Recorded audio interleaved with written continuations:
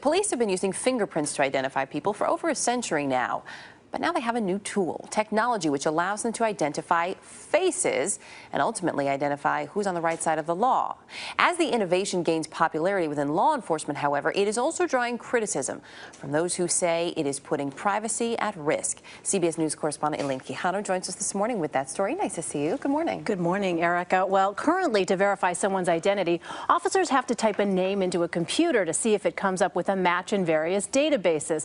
Well, now there's new mobile technology allowing police to perform that same check in an instant. We've combined the capabilities and strength of a smartphone device with 3 biometrics: fingerprint, iris recognition, and facial recognition. These new devices cost $3,000 each and attach to the backs of smartphones. Just take a picture of my face. It's taking that photo. It's then matching that against an existing database. During the time that I'm explaining this, it's going to go out and it's going to transmit it back and forth using the wires, and it's going to bring back who it thinks I am and the next 2 likely candidates. And there you are. With the device, police will instantly be able to check if that face is tied to a criminal record.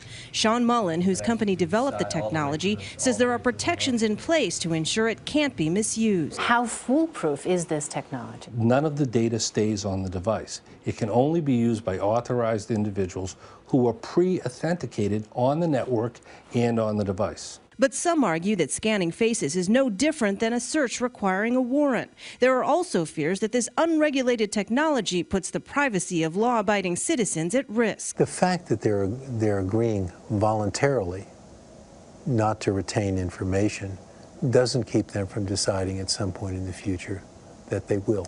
The device has already been tested in Plymouth County, Massachusetts, and Sheriff Joseph McDonald plans to outfit a handful of his deputies this fall. It's going to allow that officer on the street to get virtually instantaneous access to that database to retrieve that information very, very quickly. Sheriff McDonald also understands the concerns the device raises over civil liberties and privacy. His guidance to his deputies: not to use facial recognition unless they suspect some sort of criminal activity has occurred. There has to be some sort of contact, some sort of reasonable circumstance under which the officer would deploy that technology.